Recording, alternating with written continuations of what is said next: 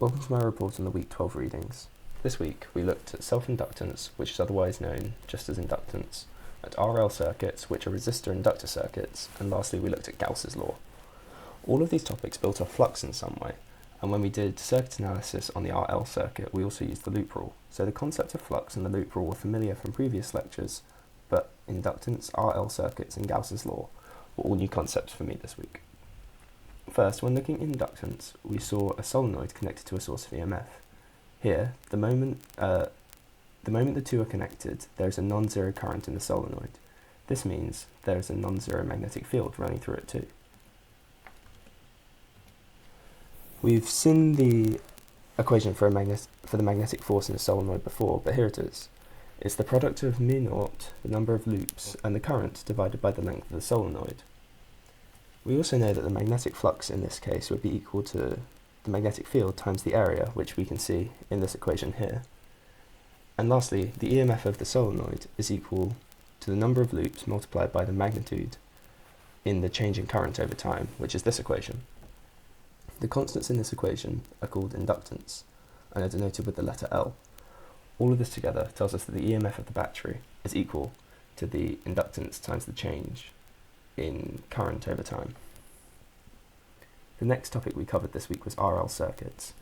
Here we looked at the case where we have a source of EMF, a solenoid and a resistor in series like the one you can see here, which starts disconnected. Using the loop rule we can determine this equation, which we can rearrange to get this equation for current as a product of time. The graph here shows how the current increases. L over R is something called the time constant, which is equal to the time for the current to increase significantly, and significantly means within a factor of 1 minus e to the minus 1. The last thing we looked at this week was Gauss's law for electric and magnetic fields. I learnt some new mathematical notation in this video as we wrote the equation of electric flux to be equal to the equation seen here. The circle on the integral means we're integrating across a closed surface. Closed surface is one that has a distinct inside and outside. In this lecture we looked at a rectangular box. Gauss's law tells us that this integration is equal to the enclosed charge divided by epsilon naught. When we were looking at the box, we could find the total flux by summing the flux on every face of the body, and then calculate the enclosed charge. Calculate the enclosed charge, we multiplied the total flux by epsilon naught to get our final value.